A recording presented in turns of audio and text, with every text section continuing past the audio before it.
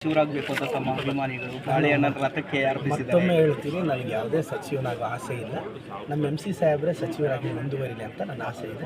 ನಾನಿನ್ನೂ ಚಿಕ್ಕವನು sir, MLA ಆಗೇ ಇರ್ತೀನಿ.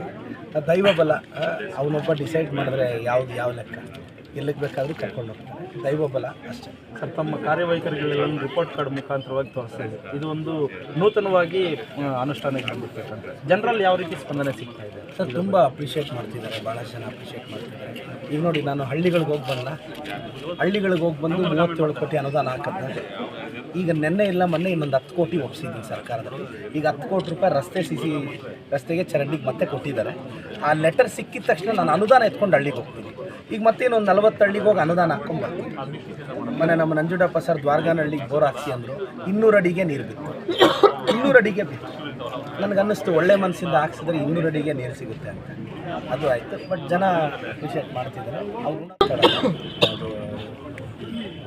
ನನಗಿಂತ ದೊಡ್ಡವ್ರ ಬಗ್ಗೆ ಮಾತಾಡ್ಬೋದು, ನನ್ನ ಲೆವೆಲ್ವ್ರ ಬಗ್ಗೆ ನಾನು ಯಾಕೆ ಮಾತಾಡಲಿ ಸರ್? ಈಗ ಏನು 11 ಕೋಟಿ ವೆಚ್ಚದಲ್ಲಿ ಜಿಲ್ಲಾ ಕೇಂದ್ರದಲ್ಲಿ ಒಂದು ಸುಸಜ್ಜಿತವಾದ ಕನ್ನಡ ಭವನ ಇದಾಗ್ತಿದೆ. ನಿನ್ನೆ ಇನ್ನು ಭೇಟಿ ಕೊಡುವಂಥ ಸಂದರ್ಭದಲ್ಲಿ ನಮ್ಮ ಸಚಿವರು ಇನ್ನು ಬೇರೆ ಕನ್ನಡ ಭವನ ಅಂತ ಬಿಟ್ಟು ಬೇರೆ ನಾಮಕರಣ ಮಾಡೋದಿಲ್ಲ ಅನ್ನೋ ಒಂದು ಮಾತನ್ನು ಹೇಳಿದ್ದಾರೆ. ಇದಕ್ಕೆ ನನಗೆ ಗೊತ್ತಿಲ್ಲ. ನಮ್ಮ ಸಚಿವರೇ ಸುಪ್ರೀಮು.